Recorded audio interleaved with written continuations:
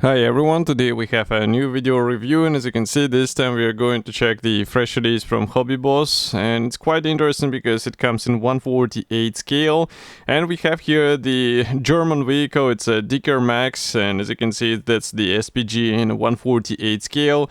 So in theory it should not take a lot of space in comparison with the 1/35 scale, and if you wanted to build it but you didn't have enough of the real estate available on your shelf, so this might be a good choice.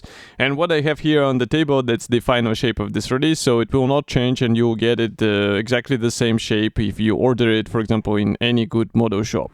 So we have some information about the assembled model here. It's written that the length will be 162 millimeters and the width will be 59 millimeters, so it's smaller than the 1/35 scale kit, but still quite a considerable size. But it might be also optimal for some kind of diorama. For me, the main question is whether we have the Commander figurine included, and of course if you have some extra features included here. So that's what I will try to show in this video. And as you can see, the box size is typical for such release from HobbyBoss. So here is comparison with my hand. We have quite nice box art here, and on the side you will find also one of the marking options. We have also the short history note. And another marking option is shown here. We have the picture of the decal sheet, and that's pretty much all. The kit number, by the way, is 84835. I'm trying to open it, as you can see. It's a bit of a tight fitment of this top cover over the box, so maybe I'll try to do it faster off the table and show you what is actually here. So here's what we have inside. I just shown the top cover as well. That's the assembly manual, which is quite interesting because it's printed only on one paper, and we have also all of the parts separated into several plastic bags. I see some of the internals. So this is already getting interesting because frankly speaking, it was not advertised as the interior kit. So that's why it would be worth checking how the interior is copied in this vehicle. So I suggest we start with the first plastic bag, so just give me a moment. Because here we have the quite interesting thing. It's a towing cable, so while other brands are making you to pick your own towing cable for the builds, here we have, I hope, the more up to scale metal wire.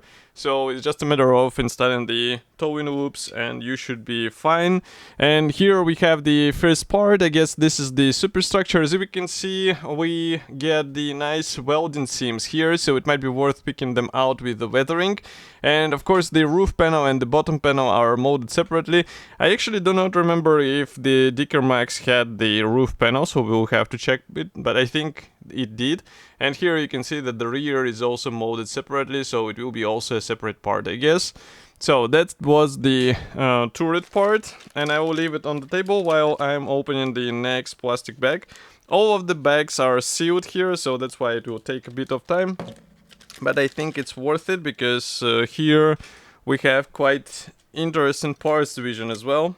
So next one is the lower hull section, and what I'm glad to see is that it comes as a single piece part. As you can see, you won't have to deal with the floor panel and side panels. You just get them molded together, and only the rear armor wall is molded separately, so this is very useful. And here inside we also have this internal bulkhead already pre-molded, and it's quite interesting that it comes already in place. And we have also some guiding elements for the interior parts. And overall, I don't have anything else to add here.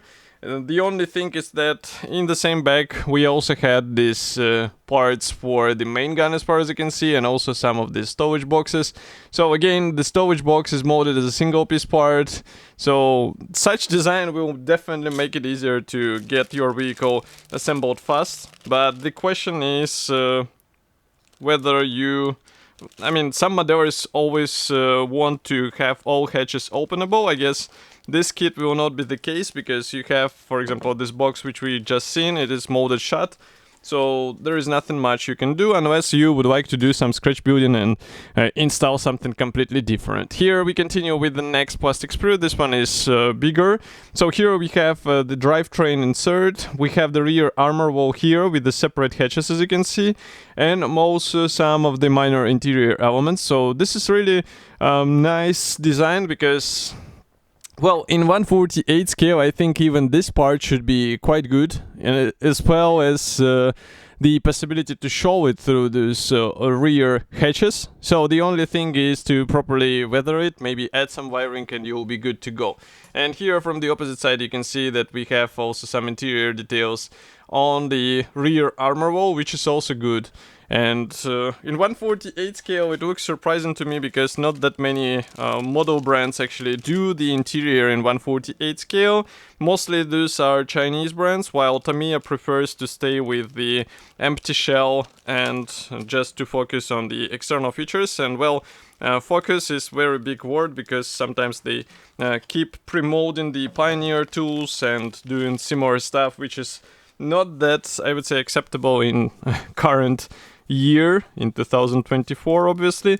So what I'm doing right now, I'm trying to open the next plastic bag because we had it packed together with the foam. So I wonder what is hidden under the foam. And we have, of course, some thin parts there. So as you can see, these are the parts related to the main gun.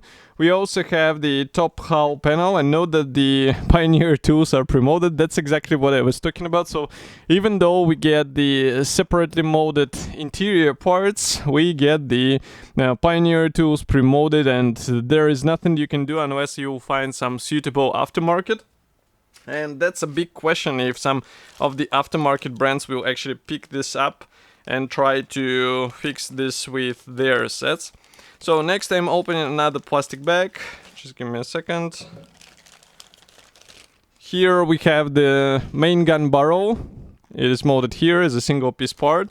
We also have several types of the muzzle brake here, again the single piece part. And overall, I would say the design looks somewhat expected here. By the way, we have the separate hatches for the rear wall, so it's just a matter of installing them. And of course, if they are molded separately, it's worth opening them. And as you can see, they are nicely detailed from the opposite side as well. As for the barrel, I'm not sure if there are some aftermarket alternatives available made out of the metal. Of course, they will be better, but the question is whether somebody is producing such type of the gun in 1/48 scale. Next, we have another plastic bag, and again, as you can see, the plastic sprue is packed into the foam layer, so I'm going to open it. Just give me a second. And we will check it together. In the meantime, I can also remind you that you can support us with a small donation, so it's quite easy thing to do because I have the YouTube membership button which is below the video, and you can also do it directly through the PayPal, and the PayPal button is on the website. It's a big red donate button. And even small donations are helping me to develop the channel even more and to get the new equipment or maybe some other kits which I wouldn't be able to get for the review, for example, such as this one. So really thank you for the support, all of you who are sending it to me. So here you can see what was hidden under the foam. We have the tracks, and tracks are designed in such a way that you have the track length and also the separate track sections, and this means that you will have to deal with the careful assembly because these parts are not that big, and I can zoom in so that you can see what we are talking about here. The overall quality looks fine, but yes, the fitment and the assembly will take some time, especially considering the fact that we do not have the assembly jig here. And as for the drivetrain, the drive sprocket is assembled out of two parts. The idler here is also assembled out of two parts, and the same can be said about the road wheels. But we have quite smart guiding elements inside, so it should be relatively easy to combine them together, except of the fact that we do not have the masking templates. So for the rubber sections, you have to carefully mask them in order to get the proper paint finish. But in 1/48 scale, it might be even doable with the free brushing on the wheels and then just covering it with the dirt. I know many modders who are doing this because it's barely visible once you apply all of the dirt and dust on your vehicle. And now I'm battling with the decal sheet because here the backing paper is actually glued onto the decal sheet with the scotch tape. And this is not such a smart decision, I would say, because it starts to tear up the decal sheet. And I don't know why it was done, because decal sheet is actually packed into this separate plastic bag, so it will not be damaged, but it was packed like this. So maybe I will try to cut through it. Okay. Now I managed to somehow cut through it. And here you can see what I was talking about. As you can see, it's glued in place. Definitely not the best solution for the decals, but decals who can find. So if camera will focus, you can see that here we have the necessary set of the symbols. And usually with the HobbyBoss decals, I didn't have any issues. So I think this will be the case here as well.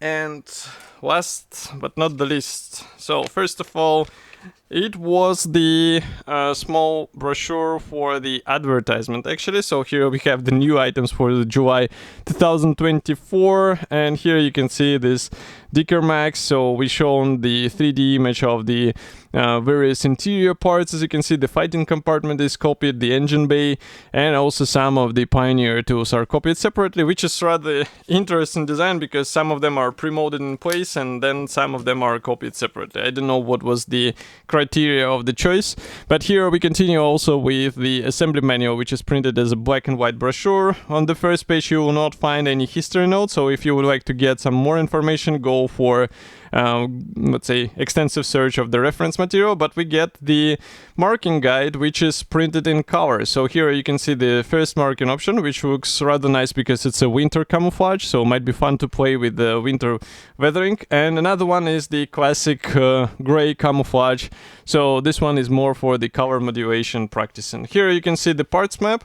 And assembly process starts straight away with the interior. So with the interior, it's worth thinking through how you will be painting the parts, because as you can see, later everything will be covered inside. And next we continue with the rear wall assembled here. So as you can see, manufacturer suggests the closed position of the doors. But of course, if they are molded separately, you can open them as well. Next, we assemble the road wheels and the drive sprocket and the tracks. So here you can see the position of the track parts around the suspension parts. And next, we continue with more of the Pioneer tools being installed onto the top hull section. I would rather suggest to install the top hull section in place and then to install all of these minor elements, because otherwise it might be a bit tricky to get the right fitment, even though I hope that there won't be any problems with the fitment here. Next, we continue with the turret or superstructure.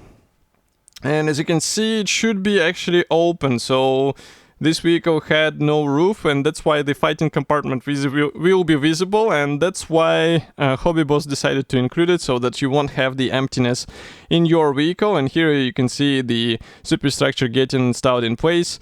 So the whole assembly process, I would say, is somewhat logical. There are no unusual steps involved, and considering the fact that you will be building all of this stuff only out of plastic, no PE parts or resin, it should be also interesting build for the beginner modders with not that much of experience behind their back. And this kit should be already available, as I said, so you can find it in any good model shop. And of course, I will be happy to hear your opinion, so do not forget to write it here in the comment section below. And I will see you in the next video review as usual. Thank you for joining me today, and bye.